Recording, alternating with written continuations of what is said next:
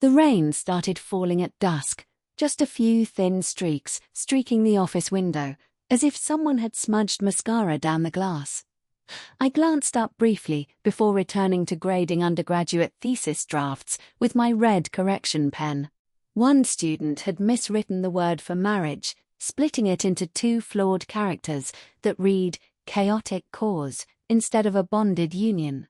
I circled the mistake neatly and scribbled a marginal note, a dry, fleeting thought crossing my mind before I covered the mark with correction fluid, dismissing the pointless observation. Chloe's call came in at 7:08 exactly. The downpour had picked up by then, hammering the glass non-stop, while the office's fluorescent lights hummed a low, thrumming drone. I swiped to answer, faint jazz saxophone drifting through the line from wherever she sat. Her voice carried a distorted, distant hum over the speakers.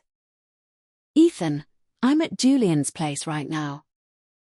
I set my pen down slowly, my knuckles brushing the cold metal desktop. "All right. I've been drinking." "Did you drive over?" "Julian brought me here in his car." I opened my mouth to respond, but she cut me off sharp, a strange, unnerving calm weighing every syllable, far more devastating than any scream or sob could ever be. "Ethan, I'm pregnant. The baby's Julian's."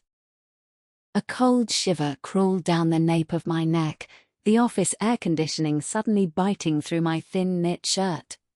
My throat swelled tight, stuffed as if I'd swallowed a damp ball of cotton, and I struggled to force words out. "What did you just say?" "I got wasted at his apartment that one night, just once. I went for a prenatal checkup today, and it's 7 weeks along. I counted the dates, it's definitely his child." I leaned back against the metal filing cabinet behind my chair, the icy metal digging into my skull.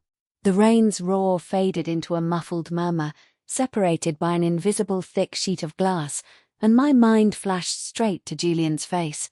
My old university senior, always immaculate in crisp white button-downs, a lazy warm smile crinkling his eyes, his speech slow and polished. I remembered the first time he'd come to our apartment for dinner, bringing an expensive vintage bottle of wine I'd never once afforded for myself. Chloe had lit up so brightly her eyes crinkled shut, gushing over his thoughtfulness.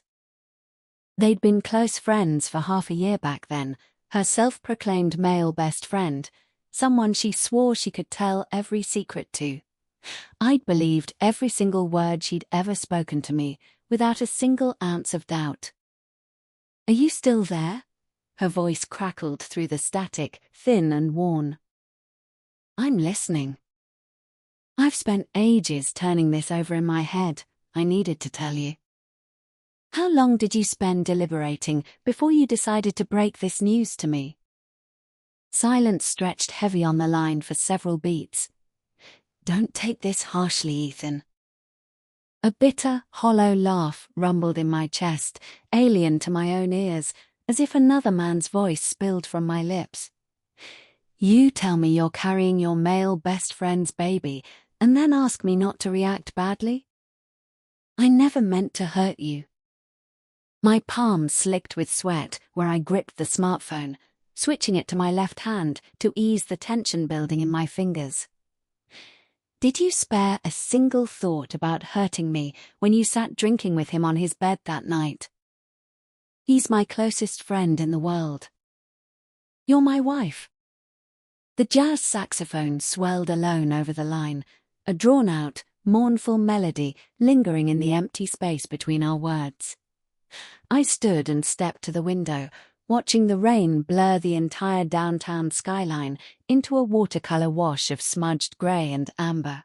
Distant office building lights softened into fuzzy glowing orbs through sheets of rainwater. "Ethan." Her voice shrank smaller, almost fragile. "I want a divorce." Rain slammed hard against the window panes, and for a split second I thought I'd misheard her entirely. Divorce. The word hung thick in my skull, and I pressed my thumb hard into a faint pale scar on my index finger, a mark left 2 years prior when I'd peeled an apple for her, twisting the peel into one unbroken long ribbon to impress her. The kitchen knife had slipped, slicing shallow into my skin. She'd panicked instantly, tearing a strip of fabric from the lining of her silk sundress to wrap the wound, crying the whole time and forbidding me from peeling fruit ever again. That dress still hung untouched in our closet, its fabric ruined that night, preserved like a quiet souvenir of gentler days. I'll pick you up from your office tomorrow morning. We'll go file all the paperwork together. Ethan, wait. 40 minutes dragged by before a black Cayenne pulled up to the front doors. Julian stepped out first, unfolding a large black umbrella and circling to the passenger side to open the door for Chloe. She wrapped herself in his oversized wool coat, still wearing the cream midi dress she'd left the house in that morning, paired with the nude block heels I'd gifted her for her birthday the year prior. Julian tilted the umbrella entirely over her frame, leaving half his own shoulder exposed to the cold rain as they walked side by side. Is there anything else you need to say?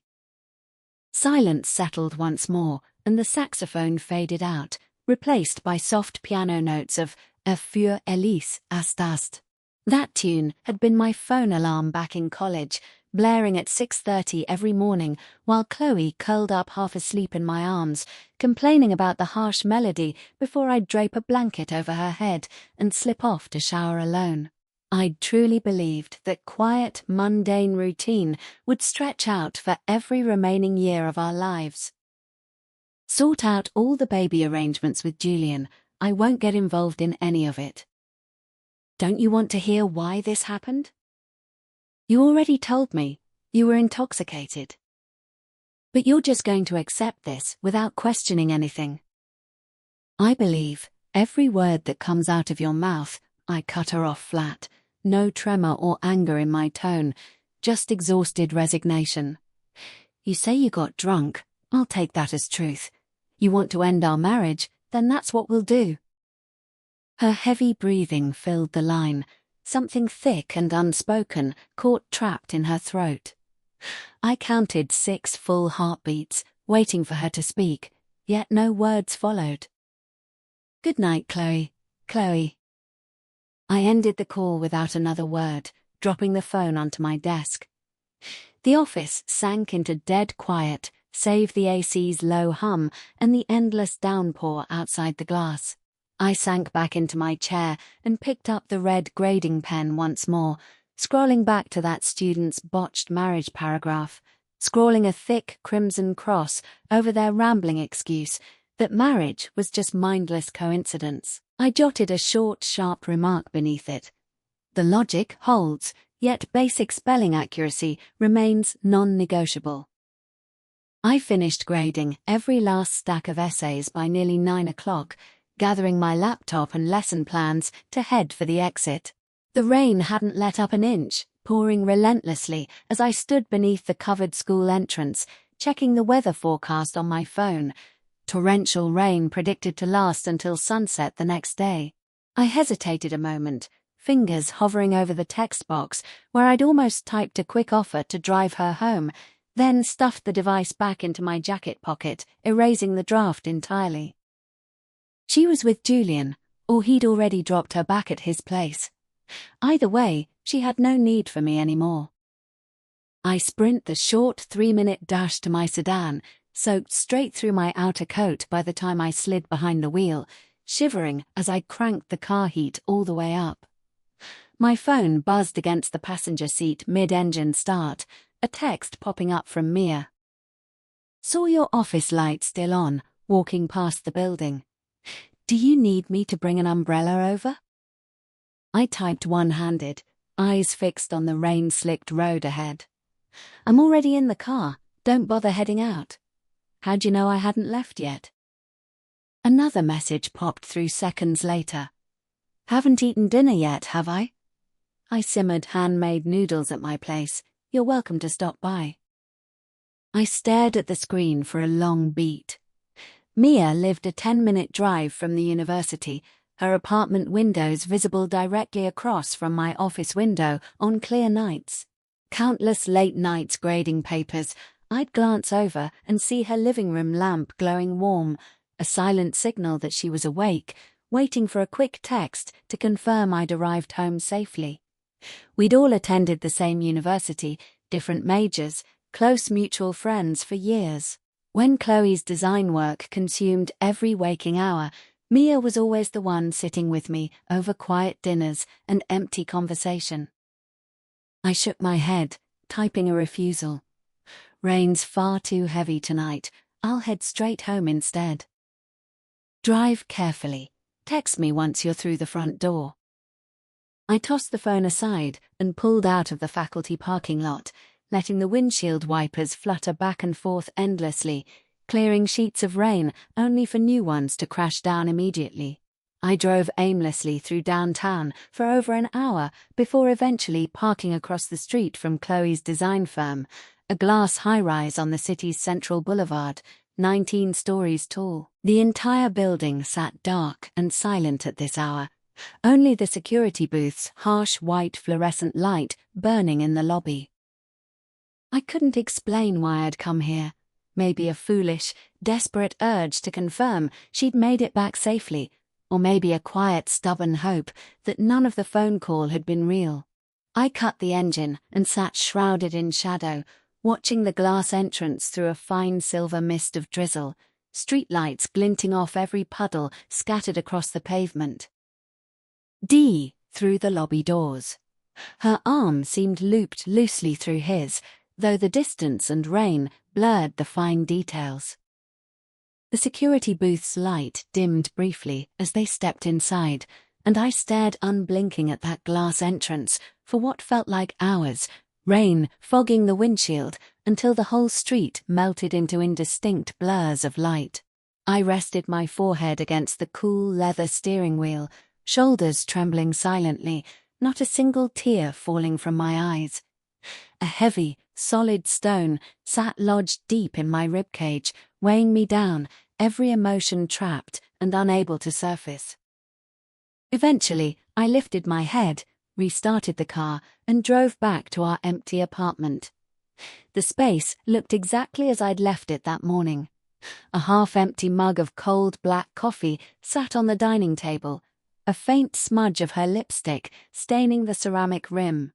5 different dresses draped over the sofa arms, discarded after her morning outfit trials, a pale lavender silk scarf swinging gently in the draft from the air conditioner vent. 2 ceramic bowls sat soaking neglected in the kitchen sink, leftover instant ramen she'd cooked the night before without bothering to wash up afterward. A sticky note stuck to the oven caught my eye, her neat handwriting scrawled across it. Fresh strawberries in the fridge. Eat them soon before they spoil. I pulled open the refrigerator door, spotting the plastic container of ripe red berries wrapped tight in plastic wrap. I rinsed a handful and popped them into my mouth, their sweetness sharpened by a bitter aftertaste clinging to my tongue. I washed the coffee mug, scrubbed the bowls clean, folded every abandoned dress, and hung them back inside the walk-in closet before padding into the bedroom. Our 2 pillows still lay side by side on the mattress, her pillowcase carrying a faint lingering orange blossom perfume that had faded thin over months of wear. I laid down, facing her empty half of the bed, eyes closed as rain pattered soft against the window glass, sounding like an out-of-tune piano playing far away. I remembered rainy nights early in our marriage, when she'd curl tight against my chest, complaining of the chill, and I'd wrap my entire frame around her, resting my chin atop her hair, and asking if she'd warmed up yet. She'd hum a quiet yes and fall asleep instantly, her breathing light and soft, like a kitten curled up without its claws bared. I never managed to sleep a wink that whole night. I sat silent on the living sofa until dawn, the television playing muted home shopping reruns, a perky red-dressed presenter hawking non-stick cookware with a plastic smile that felt utterly artificial. My mind replayed every sentence Chloe had spoken over the phone on endless loop. I got wasted. Just once. The baby belongs to Julian. Every separate word made perfect sense on its own, yet strung together, they formed a sentence I couldn't bring myself to comprehend. Grey pale light seeped through the windows by 3 a.m, and I dragged myself to the bathroom sink to splash cold water across my face. The mirror reflected a gaunt version of myself, heavy dark bruising beneath my eyes, stubble sprouting rough across my jawline, looking 5 full years older overnight. I stared straight into my own reflection and whispered quiet to the empty tiled room. "It's just a divorce, Ethan." The words bounced off the walls and shattered into tiny meaningless fragments before hitting the floor.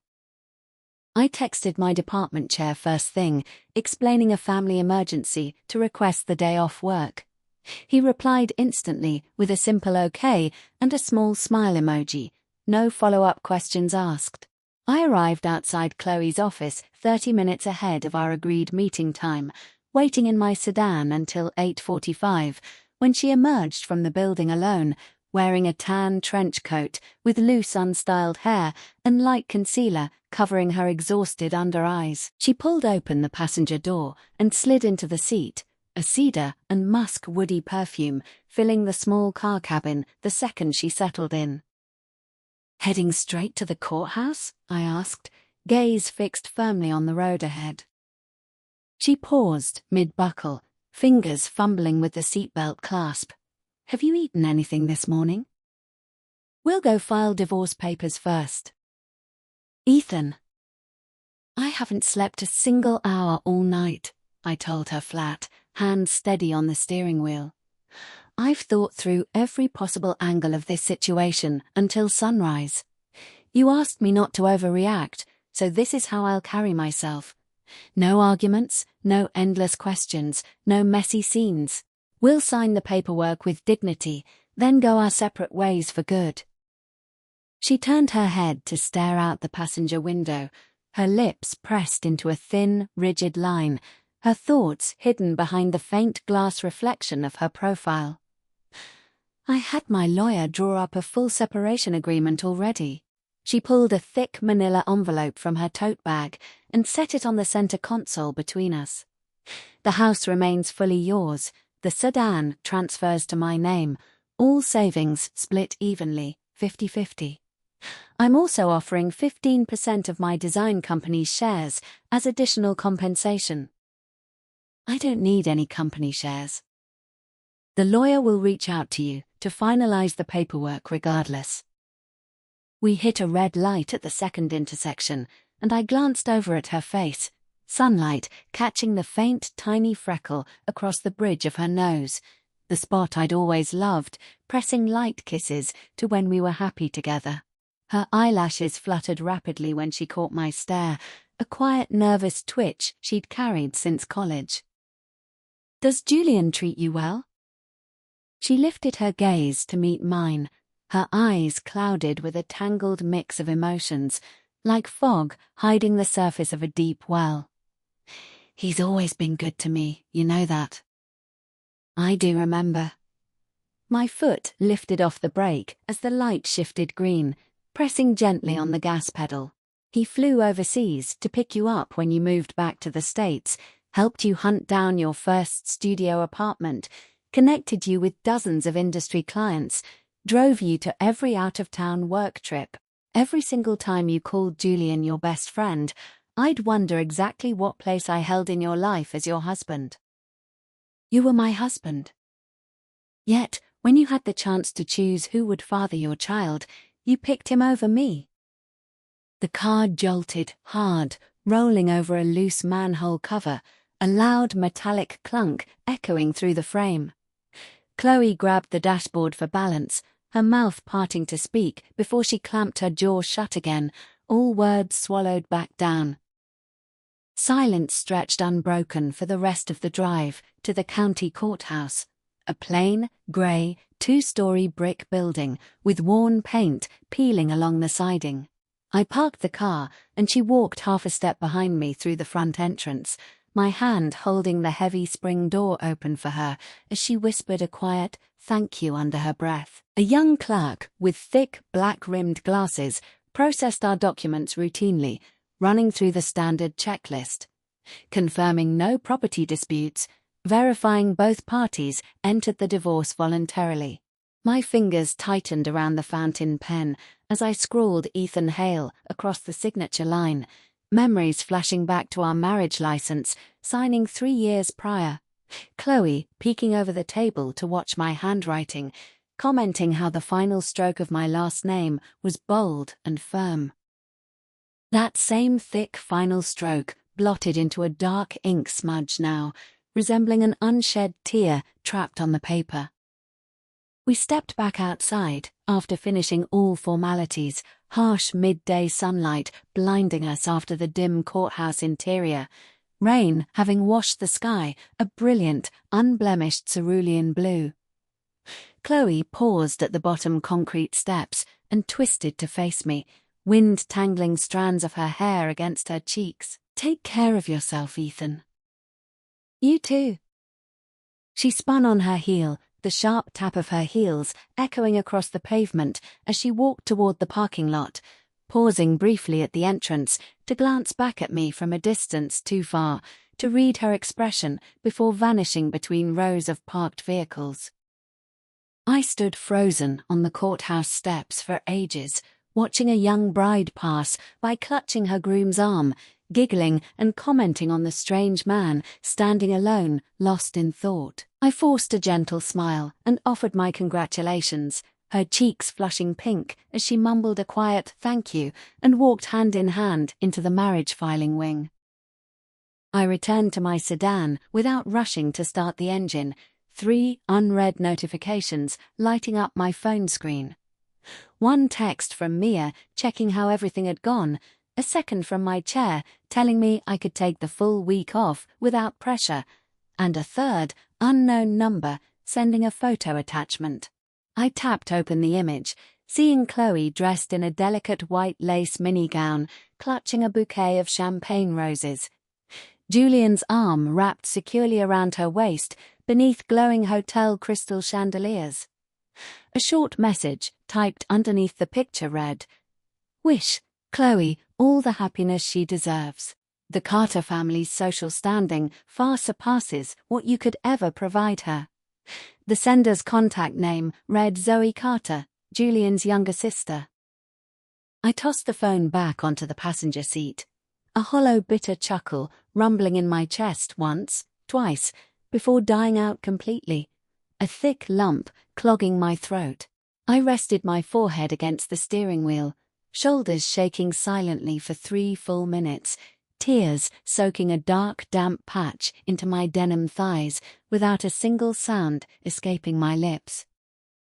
I wiped my cheeks with my jacket sleeve once I'd composed myself, firing up the ignition and driving home. That afternoon, I called a locksmith to come replace every front door lock. The repairman chatted casually while twisting new hardware into the frame, commenting the old lock was barely a year old and asking why I needed a full replacement rather than a spare key cut. I lied and claimed I'd misplaced every duplicate key I owned, and he laughed it off without pressing further questions after collecting my cash payment. I leaned against the front door frame once he left, staring into the half-empty living room for a long stretch of time. Every single one of Chloe's belongings still remained untouched. Rows of designer dresses hanging neatly in the closet, an array of glass perfume bottles lined atop the vanity, a half-read novel book marked on the nightstand. It looked as if she'd only left for a short business trip, bound to drag her suitcase through the front door any minute, complaining of exhaustion and begging for a glass of cold water. But she wouldn't be coming back. The next day, she would walk down the aisle to marry Julian. Mia showed up unannounced that evening, carrying 2 canvas grocery bags full of fresh ingredients, Raindrops dotted across her wool scarf as she squeezed through the doorway and slipped off her shoes, moving naturally toward the kitchen like she owned the space. "You haven't eaten a proper meal today. I'm making braised pork ribs for you." I sat on the sofa watching her tie a linen apron around her waist and get to work. Water running in the sink. The steady chop-chop of a chef's knife hitting a wooden cutting board. The range hood humming to life as oil heated in a cast-iron pan, garlic and ginger, releasing a warm, savory aroma that slowly wrapped around the cold, empty rooms like a soft blanket. "Mia." She paused mid-stirring over the rib pot, her back facing me. "Hmm? Did you already know about everything with Chloe and Julian?" Her knife hovered mid-air for a split second before resuming its movement. I suspected something was off a long time ago, but I never imagined it would spiral out this badly. "Why didn't you say anything to me?" She turned the stove heat down low and covered the pot with a glass lid, leaning her hip against the kitchen counter. Warm kitchen light gilding, soft pink across her cheeks from rising cooking steam. "Remember that winter last year? Chloe flew back from a Shanghai design conference and Julian showed up at the airport to collect her, while I drove you to the ER with a 102-degree fever. You kept repeating how busy her job was, refusing to blame her for staying with him instead of coming home to care for you." I stared down at my interlaced fingers, resting on my knees, heavy shame settling in my bones. "I wanted to warn you back then," Mia continued, her tone soft and low, "but I feared you'd misinterpret my concern as jealousy or meddling. Chloe was your wife after all. I was only an outsider friend from your shared college days." "You're never an outsider to me." She didn't respond, lifting the lid to glance at the simmering ribs, tossing a wooden spoon to flip them over evenly. "Braised with rock sugar, exactly how you like it. Just wait for the sauce to thicken fully." Quiet filled the living space again, only the gentle bubbling of the rib pot breaking the silence. I walked over and leaned against the kitchen doorframe, watching her small, narrow shoulders shift as she worked.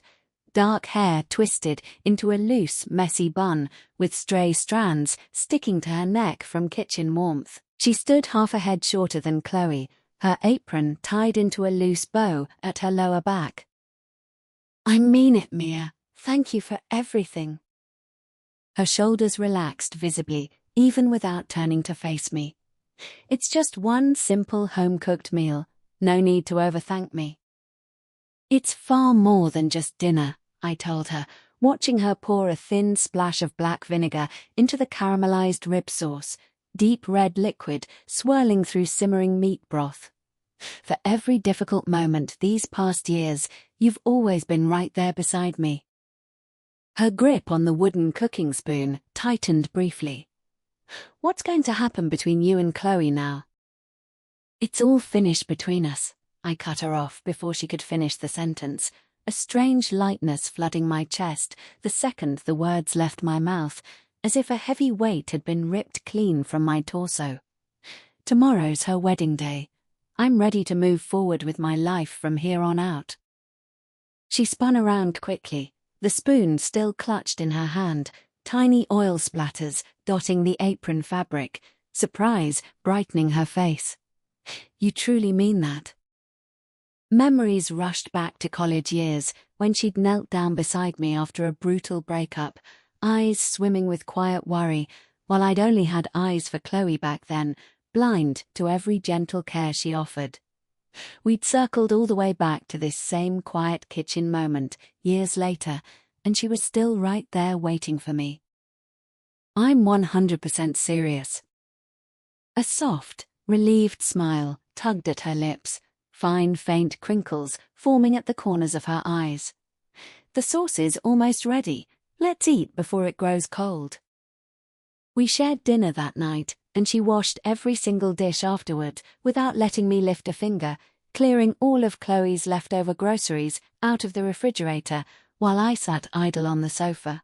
She knelt on the tile floor sorting strawberries, yogurt, half a carton of eggs, and an unopened jar of chili paste into plastic trash bags, tying them tight to set by the front door for morning garbage pickup. "You should take the strawberries home with you. They're expensive, fresh produce." "I don't want them," she replied flat, rising to brush dust off her jeans. "Holding on to her things after she's gone just feels uncomfortable somehow." I watched her wipe down every kitchen surface spotless, a sudden fleeting thought crossing my mind. What if I'd married Mia 5 years ago instead of Chloe? The fantasy vanished instantly, crushed without a second thought. There are no what-ifs in life. Events unfold exactly as they're meant to, and all anyone can do is keep walking forward. Mia didn't leave until nearly 10 p.m., looping her wool scarf twice around her neck as she slipped on her shoes by the entryway. "Rest well tonight, and don't hesitate to call me no matter what hour grief hits you." "I'll keep that in mind." The front door clicked shut behind her, her footsteps fading down the apartment stairwell until they vanished entirely, leaving only the refrigerator's constant low hum and the wall clock's steady ticking echoing through empty rooms. I wandered back to the bedroom, staring at Chloe's unused pillow, still resting beside mine, lifting it to my nose for a faint whiff of orange blossom perfume, long diluted by laundry detergent and dust. I tucked the pillow deep into the furthest shelf of the closet, alongside her lavender silk scarf, then slipped into my own side of the mattress and turned off all lights. That night, I dreamed of Chloe in a white wedding gown, standing amid thick fog, surrounded by tangled white roses and lisianthus. She stretched a hand out toward me, and I stepped forward to grasp it, only for her to dissolve into thousands of thin flower petals caught by wind, tiny cold fragments landing soft against my cheeks. I woke at 4 a.m., the pillow damp beneath my cheek from silent tears or sweat, unable to tell which. The sky outside remained deep indigo, a few faint pale stars dotted across the horizon. I rolled over to face the bedroom wall, my back turned fully to the empty half of the mattress that had once belonged to her. A brand new day had arrived, the day she would marry Julian. I skipped their wedding entirely, though Mia attended as a neutral guest, sending a snapshot from the reception mid-celebration. Chloe stood beneath a flower arch, clutching her champagne, rose bouquet, grinning bright for the camera, while Julian stared down at her with an unreadable, tender gaze, rows of guests lifting sparkling wine flutes beneath warm overhead lighting. I zoomed in on her face, noticing darker lipstick than her usual shade, a brand new diamond band glinting on her ring finger, replacing our simple matching platinum wedding bands. I stared at the photograph for 10 full seconds before locking the screen and setting the phone aside. Thoughts drifting to infant formula and the baby supply store I planned to visit later that week, a far-off future I couldn't have imagined back then. The months immediately following our divorce dragged by like slow simmering soup, days stretching endless, while I resumed my full university teaching schedule, 12 lecture hours weekly with 70 undergraduate students filling every classroom seat. Mid-lesson my gaze would drift out the rear windows toward an old wisteria tree, recalling Chloe gushing about how its tender spring green leaves looked as if you could squeeze fresh juice straight from them. Mia visited every few days, sometimes carrying home-cooked meals, other times fresh fruit, often simply sitting silent beside me on the sofa to watch television without forced conversation. She never uttered an "I told you so" remark, nor repeated hollow platitudes about me deserving better. Her quiet, steady presence was a soft, unprickly plant, settling gently into the empty spaces of my broken home. One afternoon after class, I passed a downtown flower shop, buckets of white and pale pink lisianthus stacked by the front door. I pulled over to purchase a full bouquet, the shopkeeper recognizing me instantly and commenting how my wife had always favored orange blooms, never caring for overly sweet pink florals. I corrected him quietly, explaining we'd separated, and he quickly shifted conversation to compliment how the pastel arrangement suited my muted aesthetic. I set the bouquet in a clear glass vase on the living room coffee table, soft, gentle color brightening the space a little after months of grey grief. Small doses of sweetness were welcome after endless bitter days. Julian tracked me down 3 months post-divorce, waiting for me in the university hallway outside my office one afternoon after my final lecture. He leaned against the window, scrolling through his phone in a grey turtleneck and black slacks, thinner than I remembered, faint, dark shadowing beneath his eyes. He stood straight the moment he heard my footsteps, slipping his phone into his jacket pocket. "Mr. Hale, could I steal a few minutes of your time to talk?" I unlocked my office door and gestured for him to sit across from my desk chair, watching him twist the edges of a thick manila envelope nervously between his palms. "It's Chloe," he began, pausing to swallow hard. "She lost the baby 2 months ago, spontaneous miscarriage at 12 weeks gestation." My red grading pen dragged a long, harsh scar across my lesson plan paper, my head lifting sharply to meet his exhausted, hollow stare. "You travelled all the way here just to inform me of this tragedy?" He shook his head slowly. "She locks herself in the bedroom for days on end, and I have no clue how to soothe her grief. You always knew exactly how to calm her down when she was upset before everything fell apart." I leaned back against my office chair, the wooden frame creaking under my weight. "You're her husband now, Julian. Coming to her ex-husband for advice on comforting your wife strikes me as deeply inappropriate." His eyes flooded with a complicated cocktail of exhaustion and quiet guilt. "Sometimes I get the feeling she never truly left you behind, even after we married." "What exactly are you implying by that?" "She cries your name out loud in her sleep, multiple nights every week." A cold chill ran down my spine, the office AC blowing frigid air over my neck. I wondered what words she whispered for me in those midnight dreams. "Ethan, don't leave me," or "Ethan, I'm so sorry," but every possible question died unspoken on my tongue. She belonged to another man's household now, our marriage long legally dissolved. "You need to head home, Julian. I can't involve myself in your marital struggles, and I offer my deepest condolences for your lost child." He rose from the chair and left the manila envelope atop my desk before reaching the doorway, pausing to glance back over his shoulder. "Do you believe you were the one who lost everything in this separation?" The office door closed behind him with a soft click. I left the envelope untouched for several minutes, tearing up the lesson plan page, marked by my startled pen stroke, before slicing open the seal. Inside sat a 12-week ultrasound scan and hospital billing receipts, a tiny curled fatal outline blurred across the black and white film. I flipped the photo over to the blank backside, 3 faint pencil marks scrawled across the paper. "I'm sorry."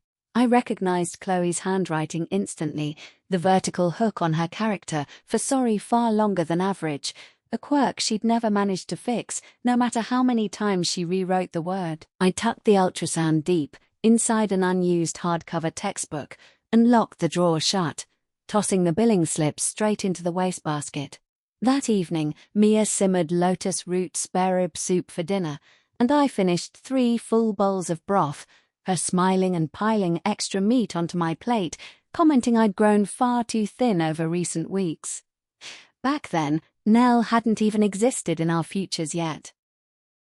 I relocated to a larger, sunnier apartment 1 full year after the divorce, Mia showing up to assist with moving boxes for an entire Saturday until every shelf and closet was fully unpacked. The new unit sat on the 3rd floor with floor-to-ceiling living room windows overlooking a community park, elderly adults and small children visible wandering the green space every morning. "This place has so much better natural light," Mia sighed, collapsing onto the sofa mid-move to catch her breath. "Your old apartment always felt dark and gloomy in comparison." I handed her a cold glass of water. "It never felt dim to me while I lived there." "Gloom only settles over people with broken hearts," she replied, draining half the glass in one gulp and wiping her mouth with the back of her hand. "Have you considered opening yourself up to dating again?" I paused, stacking hardcover novels onto a wooden bookshelf, turning to face her where she sat, bathed in golden afternoon sunlight filtering through the windows, a soft glowing halo framing her dark hair. A fellow professor tried setting me up with a middle school art teacher a few months back. We grabbed dinner twice together. "And what happened afterward?" "She's a lovely woman with a 7-year-old son," I explained, but something always felt unnatural sitting across the table from her. I'd catch myself thinking she had no idea how much rock sugar I prefer in braised rib broth, little trivial details only Chloe once knew. Mia's smile softened, her gaze dropping to the empty water glass in her grasp. "You're still stuck dwelling on the past, refusing to move on fully." "Maybe so." I sent 2 polite spaced text check-ins to the art teacher afterward. Her replies delayed by a full day each time, cold and distant enough for me to understand there was no mutual spark worth pursuing further. Mia set up 2 more blind dates later, both turned down with the excuse of heavy teaching workloads. I simply hadn't emotionally recovered enough to open my heart to anyone new. I truly began readying myself for a future without lingering heartache the following autumn, after a mandatory university physical screening revealed a hereditary blood clotting disorder carried through my paternal grandfather's bloodline. I dug out my late mother's old medical records and called my maternal uncle for confirmation, learning my great-uncle had struggled with identical low clotting factor levels and failed to conceive children his entire adult life. "Will this condition interfere with fertility prospects?" I asked the clinic doctor, my legs lined with stacks of lab test slips across the exam table. The physician adjusted his thin gold-rimmed glasses to scan my blood work results, explaining my clotting factor activity fell below average, but not dangerously low enough to impact day-to-day bodily function. "When it comes to conceiving a child naturally, your sperm quality may face minor complications. Additional testing will be required to confirm severity." "How high is the risk factor?" "It varies wildly patient to patient. Some men conceive without issue, others struggle extensively." "How long were you and your former spouse attempting to have children before separating?" I did quick mental math, roughly 3 years of trying. 3 years of unsuccessful conception warrants further testing, the doctor noted. "Has your ex-wife undergone any fertility examinations?" My ex-wife, the words caught stuck in my throat mid-sentence, legal divorce paperwork permanently separating Chloe from my household. She conceived a child with her new partner following our split. The doctor avoided pushing personal questions, writing out a full panel of reproductive testing referrals and sending me to the specimen collection waiting area. I sat on cold plastic hospital chairs, staring at a wall poster featuring a smiling pregnant woman and bold text promoting scientific fertility planning. My mind tangled in a bitter thought. Chloe had conceived easily with Julian, meaning her reproductive system faced no barriers. All our years of failed conception traced back to my own genetic flaw. If that baby she'd claimed belonged to Julian truly had been mine all along, every single lie she'd spoken would carry a devastating new weight. 10 days later, I returned to collect my full lab results, the doctor pointing to highlighted numerical data on my sperm analysis report. Your sperm motility sits below optimal natural conception levels, the primary contributing factor to your 3 years of unfulfilled attempts with your ex-wife. Natural pregnancy remains possible, but carries low odds of success. What options do we have if I hope to have a child someday? Fertility treatments are fully viable for your case, the doctor clarified, alongside alternative donor sperm avenues if needed.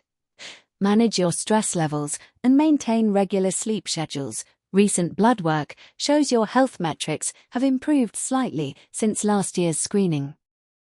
I wandered outside to the hospital front steps after receiving my paperwork, golden ginkgo leaves crunching soft beneath my sneakers, memories flooding back to the morning. Chloe burst out of the bathroom, wrapped only in a towel, waving a positive pregnancy test stick in my face, hair dripping water all over my shirt. 2 clear lines glowed bright on the plastic display, her voice ringing ecstatic as I lifted her spinning in circles, nearly colliding with the entryway cabinet. Her fingers pinching my ear playfully and warning me I'd drop her to the floor.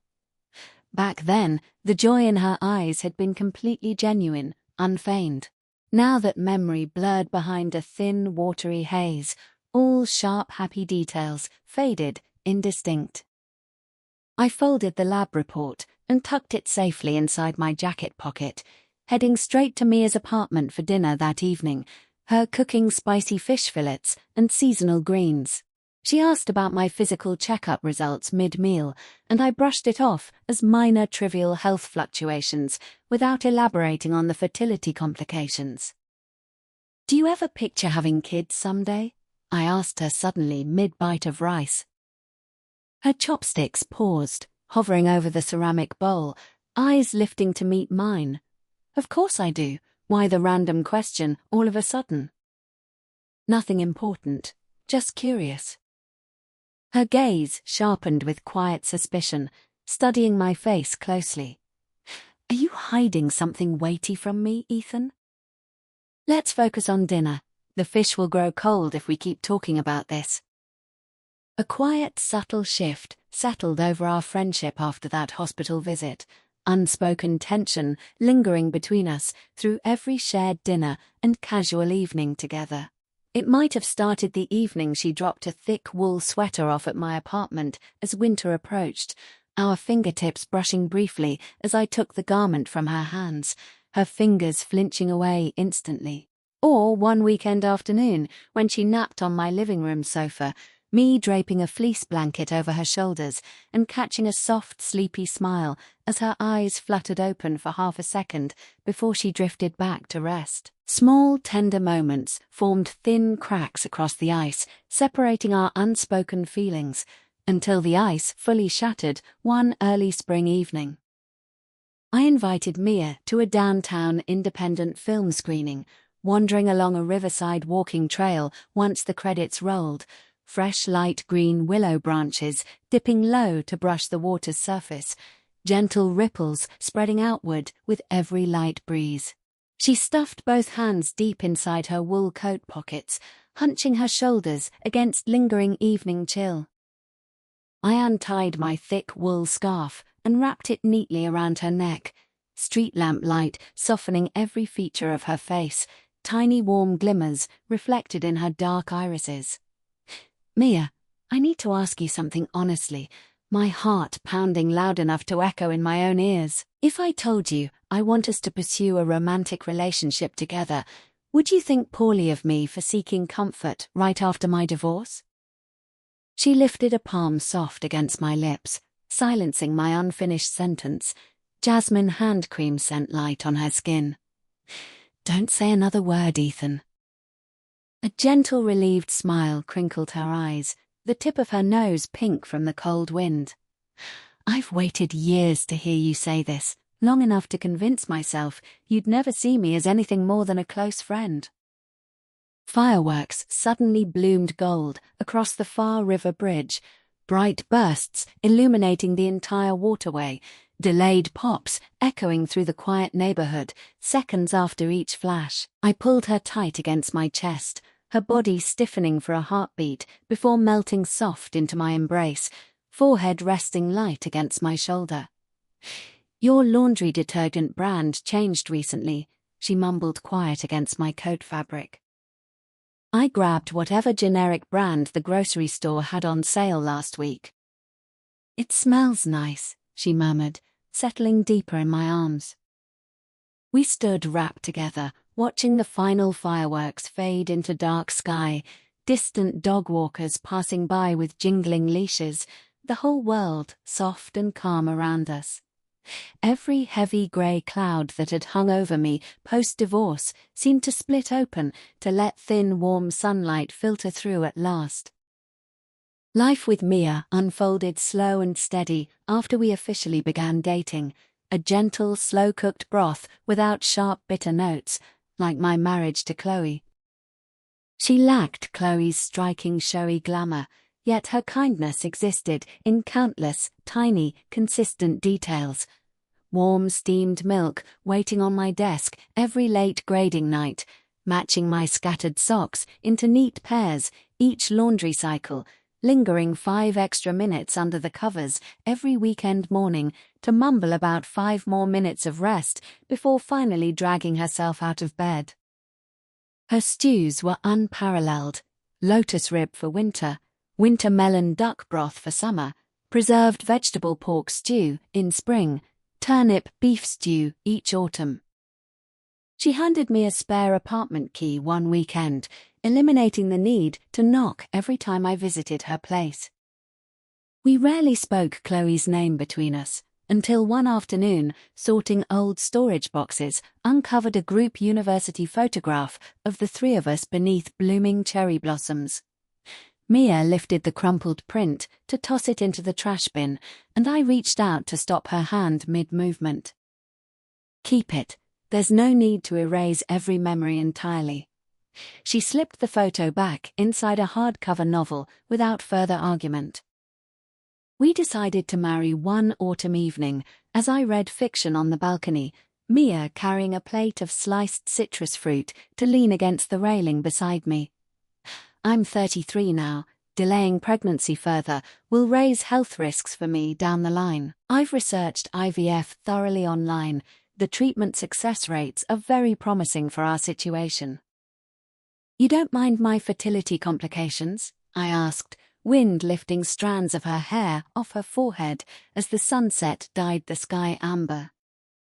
Her amber-hued eyes locked steady on mine, no trace of hesitation in her tone. "I don't care how we conceive our child, as long as we get to raise them side by side together. I'm content with IVF if that's what it takes." I pulled her close against my shoulder, sweet citrus aroma drifting between us. A distant saxophone playing Astri für Elise, Asta floating over neighborhood rooftops. The exact melody Chloe's phone had played that catastrophic rainy evening all those years ago. Life had a strange way of echoing old heartaches alongside new joy. "Then let's get married," I told her simply. "Is that your official proposal?" She teased, lips tugging upward in a playful grin, despite the warm blush spreading across her cheeks. "It's far too informal, not a single engagement ring presented." "I'll purchase one first thing tomorrow morning."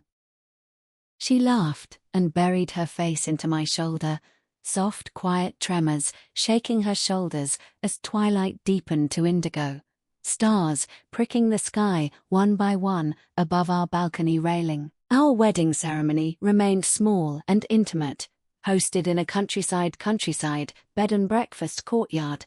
Only immediate family and closest friends invited to attend. Mia wore a pale champagne floor-length wedding gown with a long trailing teal veil, walking arm in arm with her father down the grass aisle toward me. In that moment, my mind flashed back to the courthouse steps 5 years prior, watching Chloe walk away alone, one person exiting my life, another walking in to rebuild everything broken. I slipped the wedding band onto Mia's finger as she cried quiet, happy tears, smudging light eye makeup with every wipe of her tissue. My mother sat beside her parents, dabbing her own damp eyes, repeatedly commenting what a wonderful, gentle daughter-in-law Mia would make for our family. The reception celebrations stretched late into the night, wrapping past midnight as I helped Mia remove her swollen heels against the wooden inn door frame, kneeling to rub her sore ankles while she laughed and begged me to go lighter on the pressure. A distant memory surfaced unbidden, Chloe leaning against our old apartment doorway post-dinner events, letting me kneel to massage her aching feet and whispering how lucky she was to have me. I forced the comparison away instantly. There was no need to weigh old heartbreak against present happiness. 3 months following our wedding, we scheduled the full IVF pre-screening appointments together. Mia's ovarian reserve test results came back excellent, numerous healthy follicles ready for stimulation medication, while my sperm sample showed minor motility improvement thanks to consistent rest and balanced home cooking. We can attempt fertilization using your own gametes first, the doctor explained. Donor sperm is a secondary backup plan if embryo formation fails. I waited anxiously outside the operating room for over an hour during Mia's egg retrieval procedure, pacing back and forth until nurses wheeled her out, pale-faced but grinning bright at me. 7 viable eggs collected, all of excellent quality. She held up 7 fingers tiredly. The 5 days of embryo cultivation were the most agonizing stretch of waiting I'd ever endured. Daily hospital phone calls, updating progress until day 3's news. 3 healthy embryos successfully fertilized. 2 8-cell and 1 7-cell specimens with strong viability. We transferred 1 fresh embryo on day 5, freezing the remaining 2 for future attempts if needed. The transfer operation took barely 15 minutes total, Mia resting flat on the exam table afterwards while I squeezed her hand tight. "Do you think it will work out for us?" she whispered, staring up at the ceiling tiles. "It will," I promised firmly. "We've waited long enough for this child." The 2-week wait for a positive HCG blood test dragged on endlessly, Mia counting every date off the wall calendar, while I masked my own sleepless anxiety each night. The morning she drove alone to the lab for final testing, I paced non-stop around our living room until her call blared through my phone speaker, her voice shaking so hard I could barely make out the words. 2 bold lines on the test strip. The lab confirmed positive implantation. I hung up the phone and paced 3 full circuits around the living room, punching the air once in quiet triumph before calling her back to calm her happy sobs, reminding her crying wasn't healthy for the developing baby. Her pregnancy progressed smoothly overall, only mild morning sickness plaguing the first trimester, after which she regained her appetite and slept soundly each night. Every evening we took slow neighborhood walks, hand in hand, me reading children's storybooks to her rounded belly before bedtime. I reached the chapter Into the Little Prince Dasas about the fox's bond with its human, Mia resting one palm soft over her stomach and asking whether our baby would be a boy or a girl. "I'm hoping for a little girl, one who's as gentle and warm as you are." She joked she'd likely inherit my stubborn streak instead, and we laughed imagining a child blending both our best qualities together. Her labor began one late autumn morning after I served her a small bowl of wonton soup.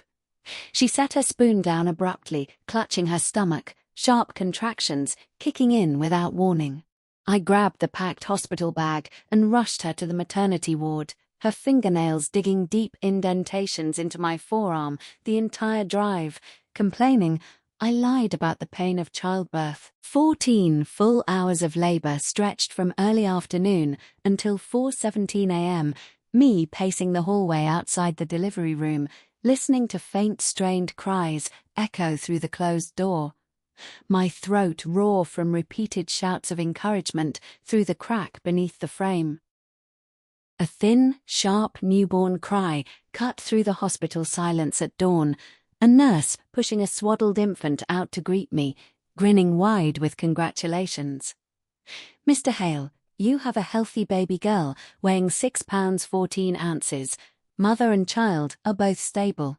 My hands trembled violently, lifting the tiny blue-wrapped bundle, her skin wrinkled pink, eyes squeezed shut tight, miniature balled fists curled against her chest. I stretched one index finger toward her palm, her tiny fingers wrapping firm around my own instantly. "Nell," I whispered, staring down at her soft fuzzy forehead. "Your name will be Nell Hale." The nurse wheeled Mia and Nell back to the recovery room while I leaned exhausted against the plastic hallway bench, hot silent tears sliding down my cheeks as pale orange sunrise spilled over the hospital windows. Mia later asked the story behind our daughter's unusual name, teasing me. It sounded overly poetic for a young child bound to get teased at school. I never told her the second layer of meaning behind the name Nell, short for remembrance, honoring all loss and joy that had led us to this perfect moment. Nell's 2-year birthday fell on a Saturday, Mia booking a reservation at a brand new indoor children's restaurant downtown, a strawberry mousse cake topped with a tiny plastic princess crown, pre-ordered for our toddler. Nell insisted on wearing a frilly pink teal dress with patent leather shoes, 2 small braids twisted into her hair as she spun in front of the hallway mirror, repeating how pretty she thought she looked. We loaded her tiny duck plush toy into the car's child safety seat, her humming off-key nursery rhymes before drifting asleep halfway to the mall parking garage. The elevator doors slid open on the ground floor as we exited the underground parking level, Nell still half asleep curled in my arms, Mia carrying the cake box beside me. We rounded the elevator corridor without noticing 2 figures waiting to step inside, until my gaze locked onto Julian first, more grey hair streaked through his temples, deeper permanent lines etched at the corners of his eyes. His gaze brushed past my face, then snapped back in recognition, lips parting, then clamping, shut without speaking a word. I followed his line of sight to the woman beside him, Chloe, her hair cut short and pinned neatly behind her ear, wearing a plain white knit sweater and dark denim jeans, no makeup covering her pale porcelain skin.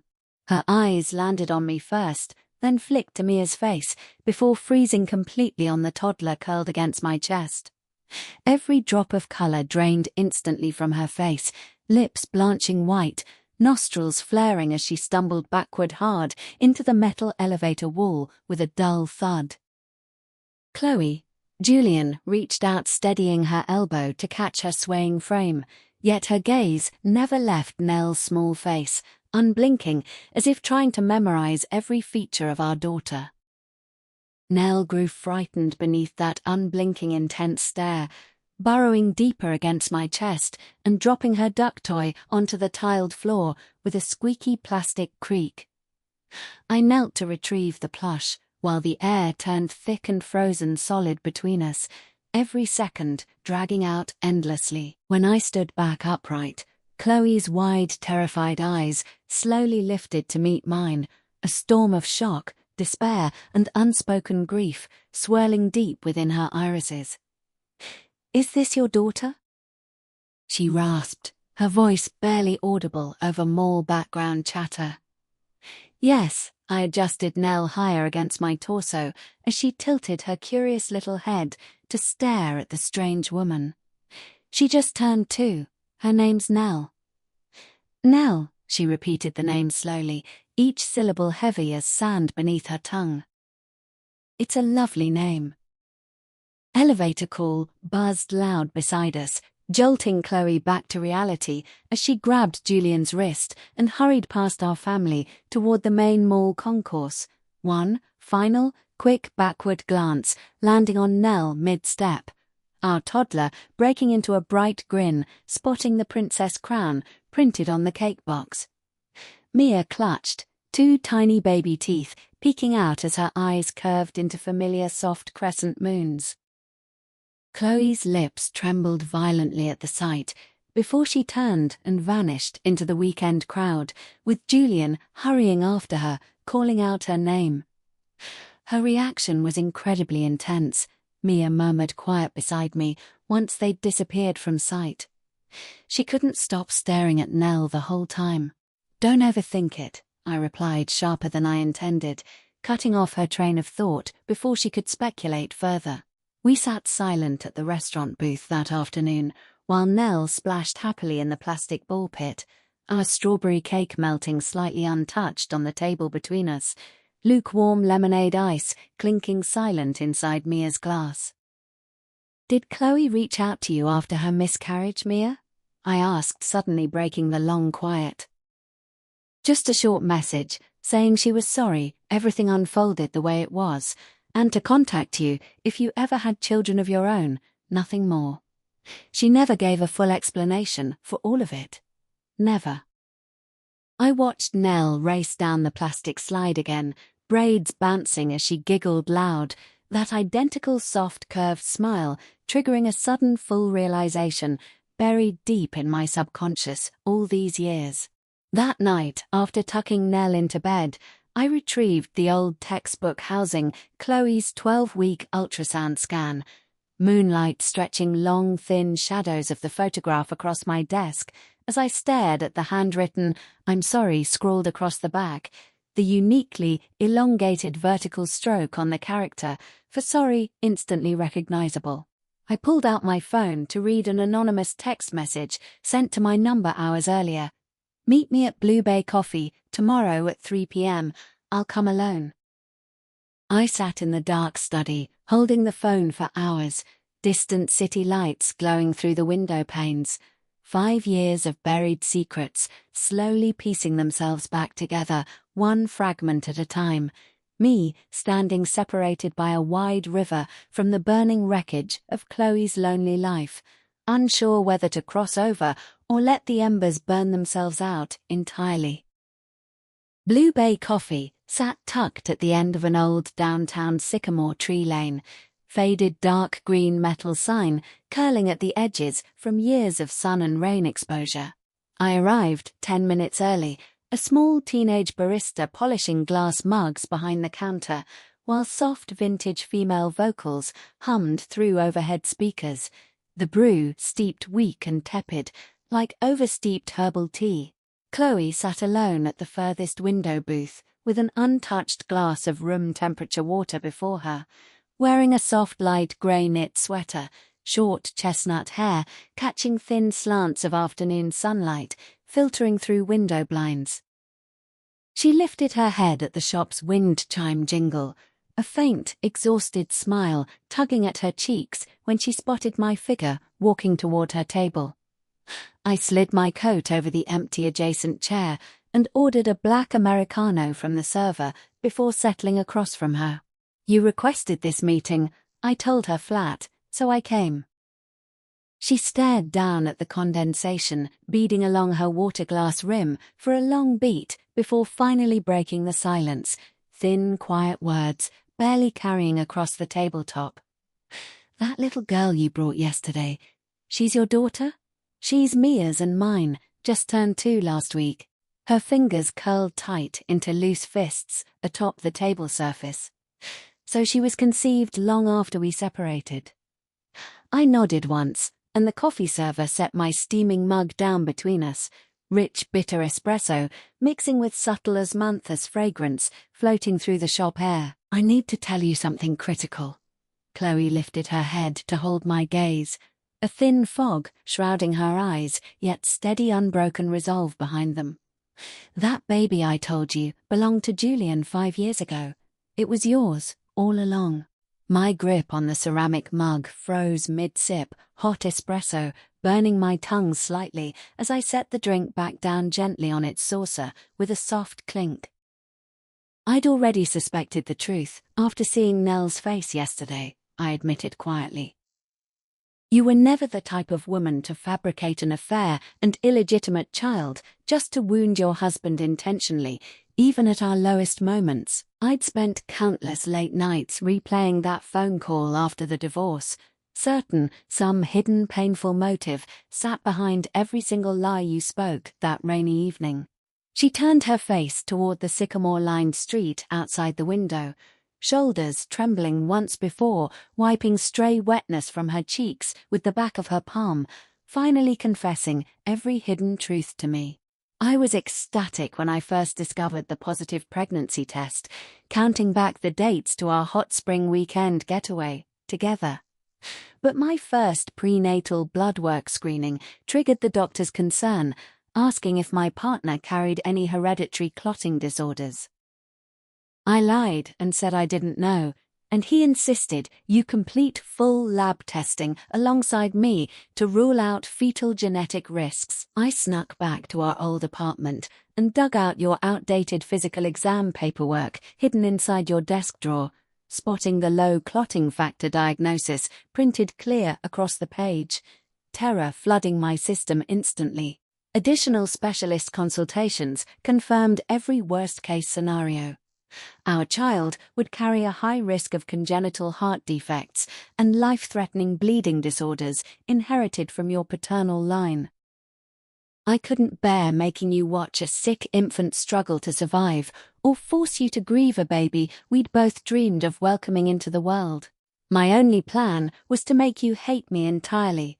If you believed I'd cheated and carried another man's baby, you'd walk away without enduring the agony of a high-risk pregnancy and potential infant loss.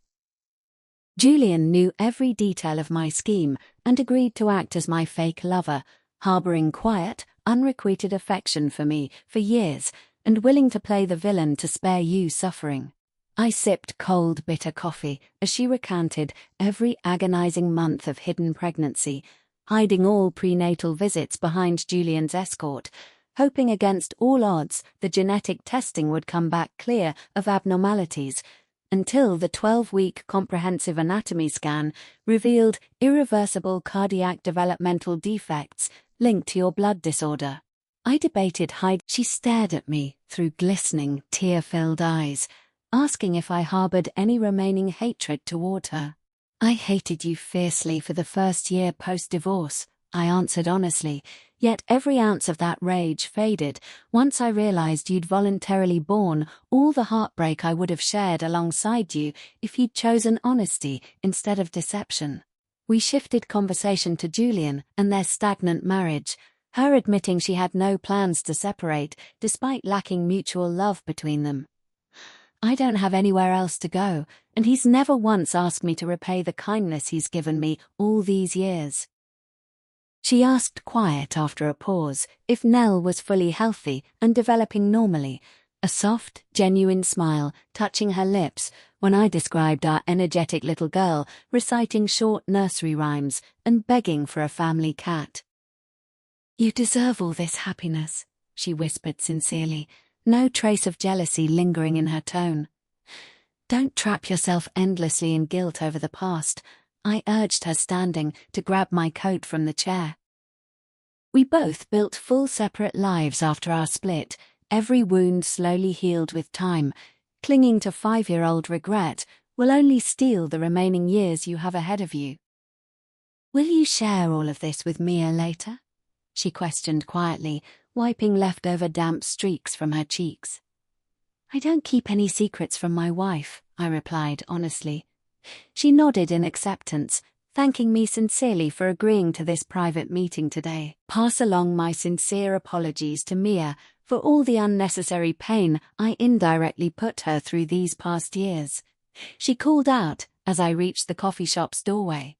"You can text her directly to say that yourself, if you'd like." I smiled gently at her over my shoulder before stepping out into crisp autumn air lined with swirling sycamore leaves. I dialed Mia's cell phone halfway down the tree-lined lane, the sweet, warm aroma of roasted chestnuts drifting from a street vendor's cart as I waited for her to pick up. "How did the conversation go?" she asked, soft, obvious tension lacing her voice. "Everything's resolved now," I told her. "I'll explain the full story once I'm home. Is Nell awake from her afternoon nap?"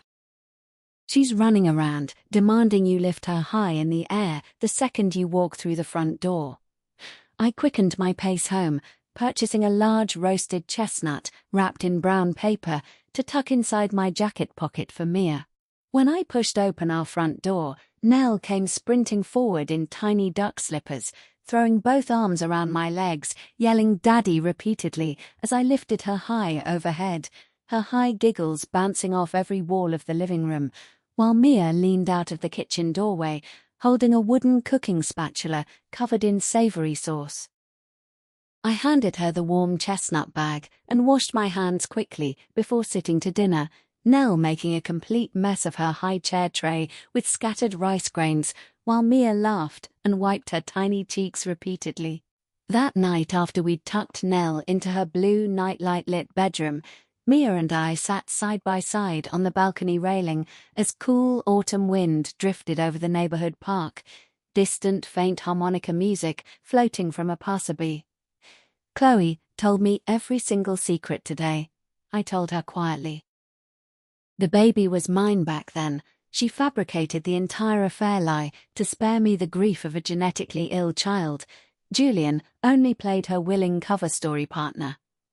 Mia leaned her head against my shoulder and squeezed my palm tight between hers. "She's such a foolish woman for shouldering all of that agony by herself," she murmured soft. "It was just her way of protecting everyone she cared about, even if her method was devastatingly flawed." We talked over whether we'd maintain casual contact with Chloe moving forward, agreeing there was no pressure to seek her out or avoid her entirely. Whatever felt natural for all three of us would be acceptable.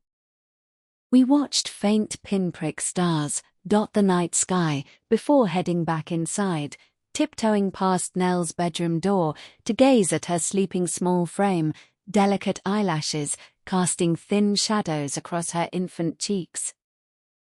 Mia wrapped both arms around my waist from behind as I leaned against the doorframe, watching our daughter rest, commenting how Nell, curled up in bed, resembled a tiny shrimp curled into a ball. We smiled quiet together before shutting the hallway light and slipping into our own bedroom, moonlight spilling pale silver across the curtains as I pulled Mia close against my chest beneath the covers, distant faint train whistles echoing long and soft through the quiet night, a gentle lullaby bidding all old sorrows final good night. Good night, Chloe. Good night to the broken man I used to be. Good night to every quiet, painful chapter left far behind us in the rain-soaked dusk 5 years prior.